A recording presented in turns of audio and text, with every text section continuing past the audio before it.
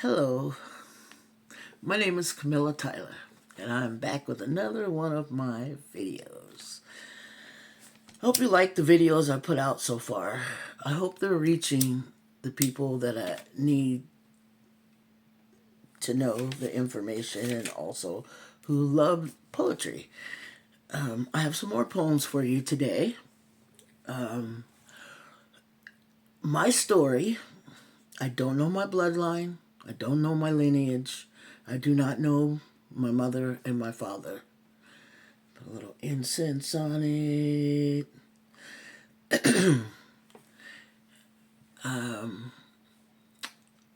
I'm not a tarot reader. I'm not a spiritual advisor. I'm not an intuitive channel. I just know shit. I say I'm a truthsayer.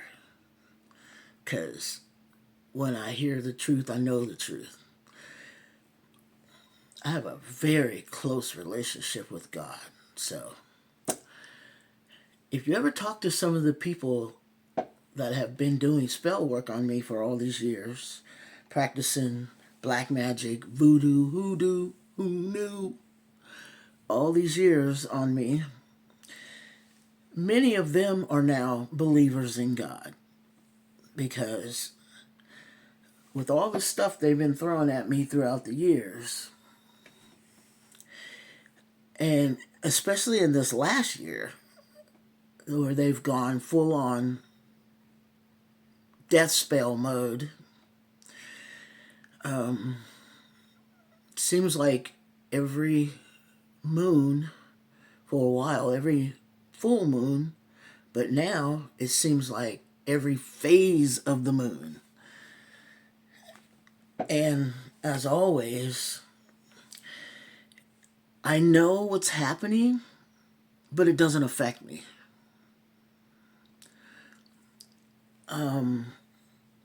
And yeah, so let's get into this poetry. I write poetry, and I hope you like it, and I hope you get something out of it that inspires you, you know, leads you in a direction you weren't expecting to go, tells you something about me. I would like to know my lineage and my birthright and my parents, even if they're passed on. And I also would like to know, because I'm getting guided by the Spirit, that the ancestors have been leaving me life insurances, trust funds, all the sort. It's quite interesting. I'll get to that in a minute. We have a few poems here today. The first one is called Army of Angels. Army of angels line my path. Army of angels ride the sky. Army of angels at the door. Army of angels guard the portal. Army of angels track the unseen. Army of angels always looking out. Army of angels stacking clout. Army of angels fill me with love. Army of angels sent from above. Army of angels form the clouds into which I fall. Army of angels line the halls. Army of angels guide my way. Army of angels whose arms I lay. Army of angels protect all sides. Army of angels cannot hide. Little fun little one. The next one's called Tears That Hug the Eyes. My tears, full of volume, hug my eyes. So full, these tears wrap around the eyeball, but never drop. They feel like a permanent cry, a never-ceasing wetness. It would be fine, this wetness, if these tears didn't burn and stain the eyes. These tears hydrate the pain, a constant supply of fresh water, forever welling up, yet never dropping. There is a longing for these tears to drain and drop, May they fall and stain the garment and permanently be released from hugging the eyes. May they fall, oh, may they fall and stain the garment and permanently be released from hugging the eyes.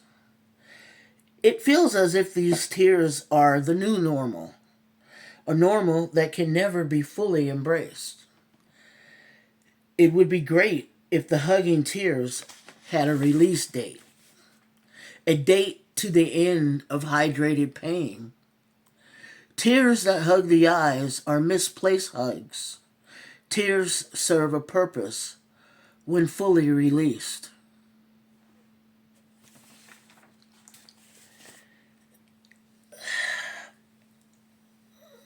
That just brings up so much stuff.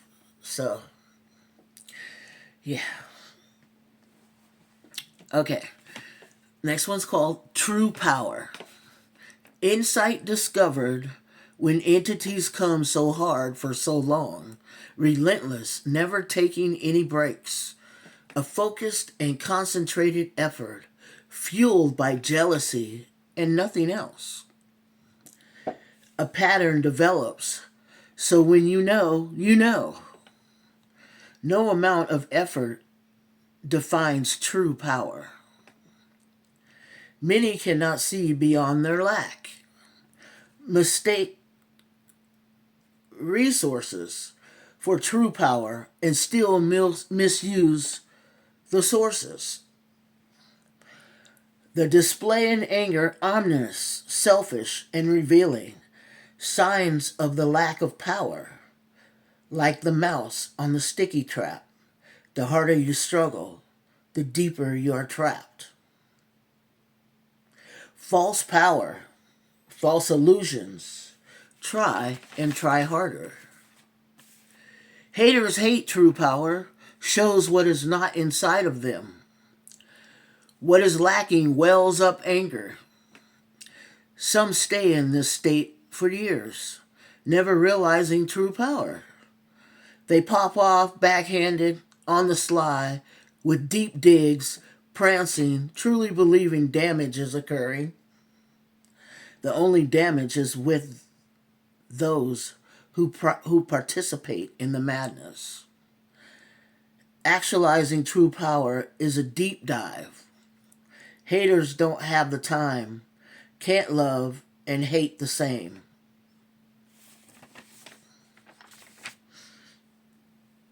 And the last one is called The Lie That Is Your Life. The lie that is your life. Lies spun around your neck, choking you to death, unable to breathe and gasping hysterically. We watched the death of a serpent. Never knew there was a demon slayer. Just the lie that is your life. A different one for every moon cycle.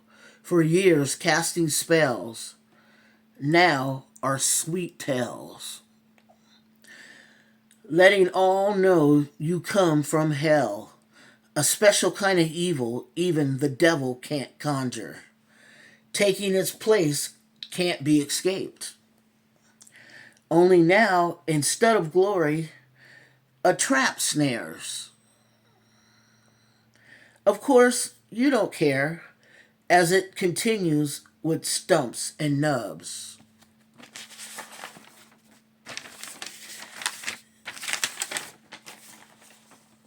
The lie that is your life lacks contriteness. The sweet tales are banana peels to hell. A second home where now Lucifer is homeless. Lies built on a foundation of quicksand, fake rich, fake wealth, no resources, no health. Finally, all can see that a simple gray rock and a healing vibe dealt a death blow. A simple little lie chokes a life, simply because of not seeing without sight. Carrying more fear than the king of fear himself, yet what should be feared is dismissed as a notion. The lie that is your life creates greatness in those deemed insignificant. The demon slayer weaved each tail around the neck of a serpent until the last lie spent. Each time, greatness prevails like a tightly crafted garment. Finally, the lie that is your life ends your life. That's my poetry for today. And I also want to talk about homelessness. I've been homeless off and on for years.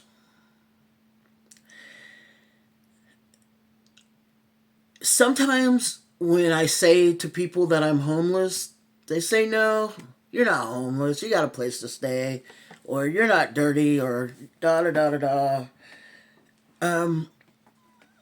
I truly believe that the dirt and grime of being homeless, which happens when you're homeless, is a choice.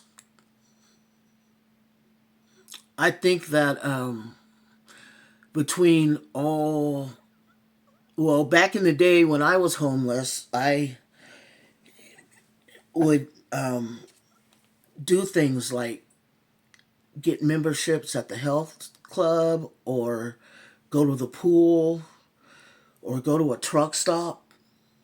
Truck stops have showers. And I made sure to keep my bedding and my clothes clean because I was still looking for jobs, still trying to participate in society that way. And that's why people never thought I was homeless. I didn't wallow in it, and it certainly didn't wallow on the ground. You can be homeless. Right now I am homeless. I do not have a home. I am in a friend's house, and it's somewhat like a shelter. It's a safe place. It's a sacred place. And I'm very thankful and appreciative for it. But yeah, I'm homeless. I do not have my own home. And I do feel like that's a temporary thing. I don't feel like it's going to be permanent. I've wanted my own home for a long, long, long time. I actually would like to have a farm. I'm very good at growing things. And that's pretty much anything, especially difficult to grow things. So I've been given that gift by God of not having a green thumb, but a green elbow. See? But it has been called to my attention that maybe a relative has left me a home and the fake family has taken it. They probably burned it down to the ground by now. Shoot. You know, that's what jealousy will do to you. It will all encompass you and make you feel like you have a right to everyone's stuff. Each one of us entering this world, this plane of existence, are given gifts by God that are unique only to us. So no one can say that they have no way of getting a home, having land, property, a car, anything that they want or desire. It's a myth. It's false. I am here to tell you, and I mean it when I say it, there is enough for everyone. This universe is built that way. In fact, when you look beyond the earth and see the vastness of the universe and see all that is out there, there is enough for each and every one of us on this planet to be living and thriving in a good life. Some of you want luxury homes. Some of you are fine with studios. What you want, you can have. But you will never, ever, and I mean ever, and God is guiding me to tell you, you will never have it stealing it from someone else. You will never have it taking it from someone else. You will never have it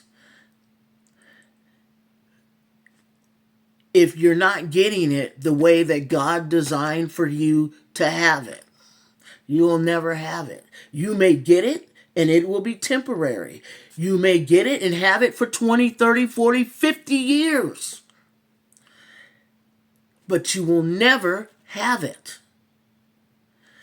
You may be stealing from someone's trust fund and getting $500, $600 a month for the last 40 years.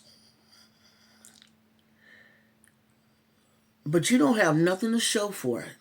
You did do nothing with that money but consume it with your drugs and alcohol, your shopping, your eating. God is guiding me to tell you, look at the gifts he gave you and use them so that your gains are your gains and they are not ill-gotten. Because ill-gotten gains quickly go away. Even though you've had it for 20 plus years, you're not going to keep it. Or you may have it for those years, but every month that you get it, it quickly goes away. Therefore, you're not able to build anything with it. Let's be real. The stuff you work for, that's the cherry pie right there. That's the good stuff. That's the stuff that you keep. That's the stuff that you earn. That's the stuff that makes it all worthwhile. Because you earned it. Because you put in the blood, sweat, and tears to get it. Because you followed God's plan and you got it. That's the stuff that's good. That's the gravy, the icing, the cherries, the strawberries. That's the good stuff. That's what you want. Because if you're stealing, you're taking out life insurance on people, and you're killing them, that's the devil's work. You still ain't getting nothing out of that. You see how quickly that money goes? Some of y'all know. Some of y'all know when you go down and you rob the neighbor and you take their weed and they money from their check they just worked for and you run off to the dollar store and you buy all these snacks and it's a freaking heyday. And then you run out to the local chicken place or fish place, get you some food, buy you some liquor, get you some weed. In 2 days, you don't even have that money. Some of y'all spend all that money in the same day. It's just simply because it's not yours. And anything you take that's not yours, you're not going to keep. It's simple to me and some others. But to y'all, you think a person has so much that you can take what they got. And you can. You can think a person is boo-boo the fool all you want. You can think a person is dumb and simple and they don't know. God knows. And 9 times out of 10, that person know too. They just not going to get in your face and fight you like you want. You can hold on to some money and put it in a CD account and watch it grow. But you made some mistakes and you can't access that money. You need that person. Now maybe said person has never given you any idea that if they had that money, they wouldn't share it with you. In fact, I have given everyone in my family every idea that I would share any money that I got. I have never been stingy or selfish. I've always shared what I had. Until now. Until now, I figure out I'm sharing with the wrong people. I'm being generous because I have a generous heart and a generous nature. But I'm being generous with the wrong people. So, today is a full moon. And some of y'all know what that means. I know what it means. Sometime tonight, I'll be feeling y'all, trying to get at me, trying to hurt me in some kind of way, trying to cast, conjure up, create, hex, all that shit you guys do. Stop it. It ain't doing you no good. It'll happen just like the last time with somebody you did it the last on the new moon or the quarter moon, and somebody went to the ER. Don't ask me how I know shit. I just know shit. Stop it. You killing your family. You killing your loved ones. Because if you ain't figured it out by now, everything you throw at me go right back to you. Why? Because I put everything in God's hands. That's where it belongs. With Him. I throw it up to Him. And as soon as you womp womp womp, He go womp womp womp. I'm telling you straight because I want you to stop. I want you to embrace God, believe in Him, take His word, act accordingly, figure out what your gifts are, and use them for good, for your own good, to line your own pockets. Because that's all God is asking us to do, is to help each other, be there for each other, love each other, and do our own thing. Don't steal from people. Don't take their gifts. Don't even try. Because some people, when you try, you die. God is just asking you to be your own you. To honor and praise Him. To understand. Because in the scheme of things, what you really got to understand is what you want for me. No, I'm going to say it like this. What I want for you is the good that I want for me. That's how I'm going to say it. And if you don't understand it that way, then understand it this way. What you throw out for others is what you get back for you. That's the God's honest truth. That's what He wants us to know. That's why He wants us to act accordingly. Some of y'all, when you start thinking about that concept, what you want for others is what you want for yourself. When you start thinking about that, you can even recall shit in your life that has gone that way. And if you can, throw it up to God. Throw Him a prayer. Throw Him some praise. Let Him know. You know. And act accordingly. That's what I have to say today. I wish everyone peace, love, and a very, very good dinner. Because that's where I'm at right now. What y'all cooking today?